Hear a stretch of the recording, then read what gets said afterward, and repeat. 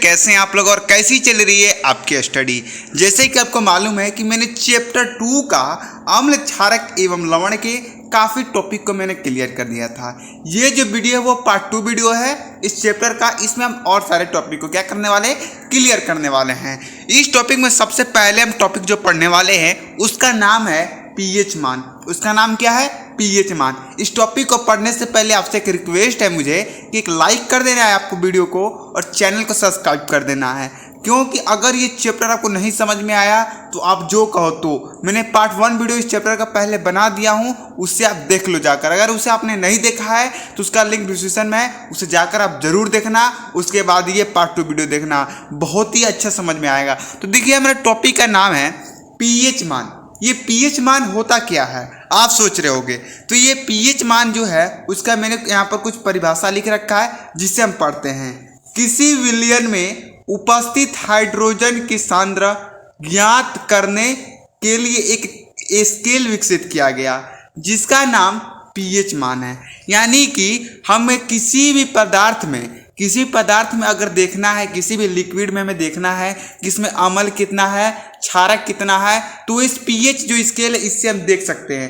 ठीक है, तो पीएच स्केल कैसा होता है आपको अभी स्क्रीन पर एक पीएच स्केल यहाँ पर दिख रहा होगा। देखिए यहाँ पर एक पीएच स्केल दिख रहा होगा, यही एक पीएच स्केल है। यहाँ तक आप देख सकते हो कि यहाँ पर 1 से 14 तक इसमें अंक है पीएच स्केल में। ठीक है, तो यही आपका पीएच स्केल होता है। ठीक है, आगे देखिए पीएच का फुल फॉर्म क्या होता है। ठीक है, पी से होता है पोर्टेनेटिकल और ए से होता है हाइड्रोजन। तो ये जो होता है आपका फुल फॉर्म होता है। पीएच स्केल की खोज किसने की थी, तो पीएच स्केल की खोज सर्वेंसन ने की थी। कब की थी, तो 1909 में की थी। कब की थी भाई, 1909 में पीएच स्केल की खोज की थी। किसने की थी, सर्वेंसन ने की थी। अब देखिए हमारा पीएच जो स्केल था उसमें 1 से 0 से 14 तक था ना, 1 से 14 तक था। तो जो 0 से 7 तक अंक है ना, अगर आप किसी भी लिक्विड में वो स्केल डाल रहे हो और वो 0 से 7 के बीच में वो पारा आ रहा है, जैसे कि आप थर्मामीटर देखोगे जब किसी का बुखार होता है तो थर्मामीटर देखोगे वो मतलब जैसे कि मुंह में लगा के थोड़ी देर उसके बाद उस थर्मामीटर में आप देखोगे तो उसमें एक वाइट चमकता है, उसे हम पारा बोलते हैं। तो वही पारा ये जो पीएच स्केल में भी होता है। तो आप किसी भी लिक्विड में या किसी भी अम्ल में अगर वो डालोगे तो वो 0 से 7 अंक के बीच ही वो पारा आएगा। ठीक है, तो अगर 0 से 7 के बीच आ रहा है तो क्या भाई, अम्लीय है। अगर वो 7 से 14 के बीच आ रहा है तो क्या भाई, वो क्षारीय है। यदि वह सिर्फ 7 पर आके रुक जा रहा है, जैसे कि आप यहाँ पर आपको पीएच स्केल दिख रहा है और यहाँ पर जो आपको 7 दिख रहा है, अगर ये 7 पर आके रुक जा रहा है पारा, यानी कि वो क्या है, उदासीन यानी इसका कोई स्वाद नहीं है। तो चलिए आपको एक एग्जांपल देकर हम समझ जाते हैं। जैसे कि हाइड्रोक्लोरिक अम्ल जो होता है, एक अम्ल होता है, अगर इसमें अगर आप पीएच स्केल डालोगे ना तो 0 से 7 अंक के बीच पारा आपका आएगा। अगर आप सोडियम हाइड्रोक्साइड जो कि एक क्षारक होता है, अगर इसमें आप डालोगे तो इसका पीएच मान 7 से 14 के बीच आएगा। यदि आप पानी, जल जिसे आप पीते हो, उसमें अगर इस पीएच को डालोगे ना, पीएच मान को, तो उसका जो पीएच मान आएगा वो आएगा 7। आइए आपको समझ में, बहुत बढ़िया। चलिए आगे देखते हैं। अब हमने काफी ज्यादा टॉपिक क्लियर कर लिया है, जैसे कि अम्ल किसे कहते हैं, क्षारक किसे कहते हैं, अम्ल किस किस से अभिक्रिया करता है, क्षारक किस किस से अभिक्रिया करता है, पीएच मान कहते हैं, सारी चीज हमने पढ़ ली है। अब जो हमारा लास्ट टॉपिक बचा है वो है लवण। अब लवण क्या है, जैसे कि आप देख सकते हो, मैं आपको दिखाना चाहता हूं कि हमारा चैप्टर का नाम क्या है। हमारा चैप्टर का नाम है यहाँ पे अम्ल क्षारक एवं लवण। तो हमने अम्ल क्षारक क्लियर कर लिया, अब हमें लवण पढ़ना है। तो चलिए हम बारीकी से लवण पढ़ेंगे। आपको दिल थाम के बैठ जाना है और वीडियो को लाइक तो आपको करना ही है। देखिए लवण क्या होता है, जैसे कि आपको मालूम है कि जब अम्ल और क्षारक आपस में अभिक्रिया करते हैं तो लवण बनता है। तो भाई लवण कौन कौन से हो सकते हैं, जैसे कि अम्ल हाइड्रोक्लोरिक अम्ल है, क्षारक सोडियम हाइड्रोक्साइड क्षारक है। तो लवण क्या है, तो पहला जो हमारा लवण होता है वो होता है साधारण नमक। जो आपके किचन में, जो आपके रसोई घर में नमक है, जो सब्जी बनाने में या कोई भी चीज़ बनाने में उपयोग करती हैं आपकी माँ, वो एक लवण है। साधारण नमक क्या है, एक लवण है। तो हम ये नहीं जानते साधारण नमक, ये जो नमक होता है वो तो हम खाते हैं, लेकिन ये नहीं जानते कि उसका निर्माण कैसे होता है। तो वो आज हम जानने वाले हैं। हाइड्रोक्लोरिक अम्ल HCl जो एक अम्ल है, सोडियम हाइड्रोक्साइड यानी कि एक क्षार है। इन दोनों की जब अभिक्रिया हम कराते हैं ना तो सोडियम क्लोराइड बनता है और साथ में जल भी बनता है। ठीक है, आगे नहीं आया समझ में, कोई बात नहीं, समीकरण के थ्रू समझते हैं। हाइड्रोक्लोरिक अम्ल लिया HCl, फिर हमने सोडियम हाइड्रोक्साइड लिया जो कि एक क्षारक है।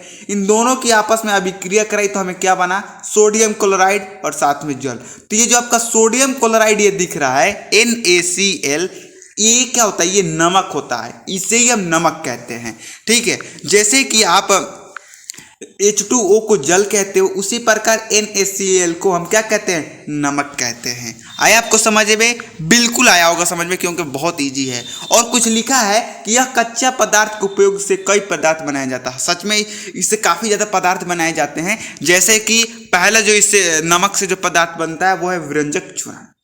विरंजक चूर्ण क्या होता है, जलीय सोडियम क्लोराइड। ये जो सोडियम क्लोराइड है इसका मतलब क्या है, नमक। सोडियम क्लोराइड को हम क्या बोलते हैं, नमक बोलते हैं। क्या बोलते हैं भाई, नमक, सॉरी नमक बोलते हैं हम। ठीक है, अब देखिए यहाँ पर क्या है कि जब सोडियम क्लोराइड का विद्युत अपघटन, जब इसमें करंट दिया जाता है तो इससे क्लोरीन का निर्माण होता है सोडियम क्लोराइड से। इस क्लोरीन का उपयोग विरंजक चूर्ण के निर्माण में किया जाता है। क्लोरीन का बुझा हुआ चूना जो आपके घर पे पेंट होता है चूना, उससे अभिक्रिया कराने पर विरंजक चूर्ण का निर्माण होता है।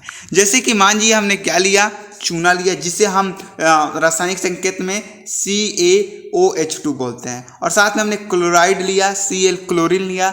जब इसको अभिक्रिया कराया तो बना CaCl2 और प्लस में H2O यानी कि जल बना। तो ये जो CaCl2 जो है आपका, इसे हम विरंजक चूर्ण बोलते हैं। आया आपका समझ में। अब देखिए हमने तो विरंजक चूर्ण बना लिया, लेकिन इसका उपयोग क्या है विरंजक चूर्ण का, तो यहाँ पर मैंने 2 उपयोग लिखा है। ऐसे तो इसका उपयोग बहुत सारे हैं, लेकिन मैंने 2 ही लिखा है। पहला, पीने वाला जल को जीवाणु रहित मुक्त करने के लिए, यानी कि अगर कोई पीने वाला जल उसमें जीवाणु है तो अगर आप विरंजक चूर्ण की सहायता से उस जीवाणु को मुक्त कर सकते हो, यानी कि पानी से निकाल सकते हो। दूसरा है कई रासायनिक उद्यमों में एक उपचायक के रूप में, जैसे कि आपको कोई पेट दर्द, तो उसमें आरामदायक ये होता है। ठीक है, अगला है बेकिंग पाउडर। इसका भी निर्माण नमक से ही होता है। कैसे होता है देखिए, बेकिंग पाउडर का रासायनिक नाम सोडियम बाइकार्बोनेट तथा अणुसूत्र Na2HCO3 होता है।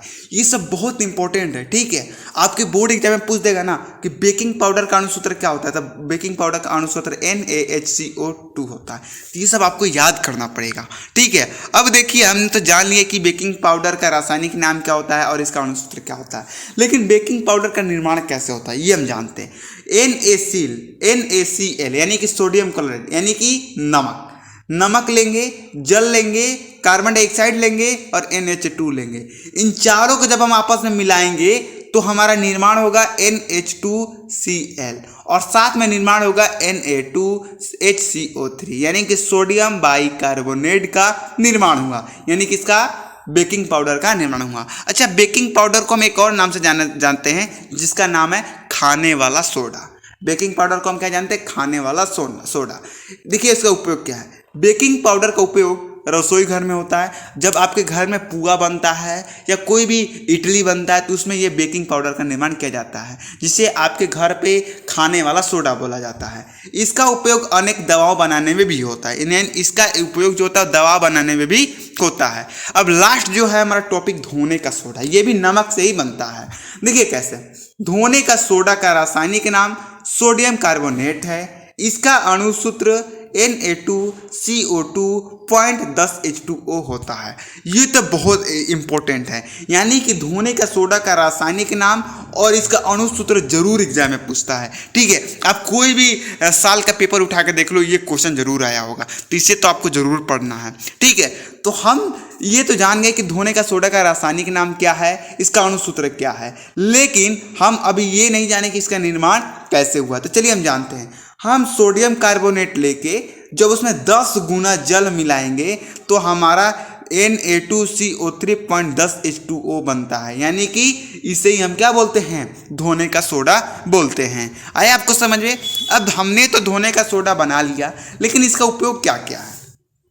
कागज, साबुन, खिलौने के निर्माण में भी इसका उपयोग होता है। साथ में घरों में साफ सफाई तथा कपड़ा धोने में भी इसका, धोने का सोडा आपको नाम से ही लग रहा होगा कि ये धोने में काम आता है, यानी कि आपके घर में जो कपड़ा वपड़ा धोआ जाता है उसमें धोने का सोडा जरूर आता है। और आप सरफ देखे होंगे जिससे कपड़ा धोता है, उसमें धोने का सोडा मिला होता है। तो आपको ये चैप्टर कैसा आया, ये चैप्टर के एंड हो गया है।